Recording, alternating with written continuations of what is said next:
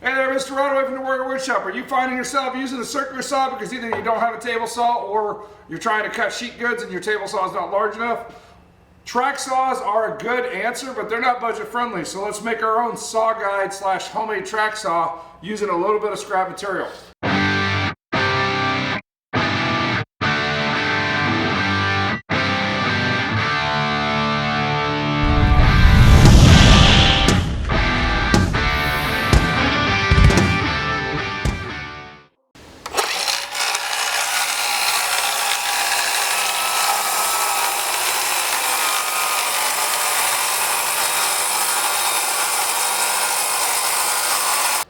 Start out with a 1x material, 3-4 inches wide. It just needs to be large enough that your clamps that you use frequently can be secured to it in the material without interfering with the saw operations.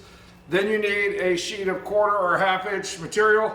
The thicker it is, the more stable it is. However, the less depth of cut you have, so it's a little bit of trade off there. The width of that material needs to be the width of your guide material, so your 1x, which we're going 4 inches wide, plus the width of the saw, which ours is about 8 inches wide. So we added an inch just to be on the safe side, so we're 13 inches wide here. Next, we're going to glue the guide material flush with the one edge. We're using 4-foot lengths here because we frequently cross cut with our circular saw where we rip cut with our table saw. Then we're going to use staples rather than screws because they kind of countersink themselves a little bit better.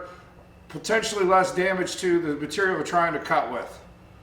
Finally, we're going to take our circular saw, put the base up against our new guide, and cut it to fit, and voila, we have our homemade track saw / saw guide for our own circular saw. It takes a sandpaper to get the splinters off of the plywood from cutting it to size. That way the splinters we get are from the project we're working on and not from using our own homemade guides.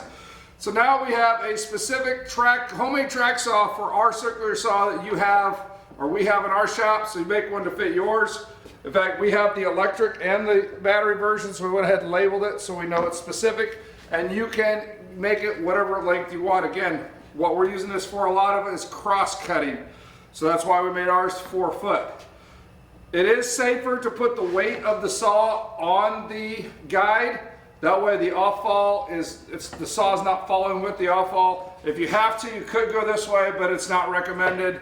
You're responsible for your own actions, so you do what you feel is safer and easier for you. Just remember, safety first, safety always.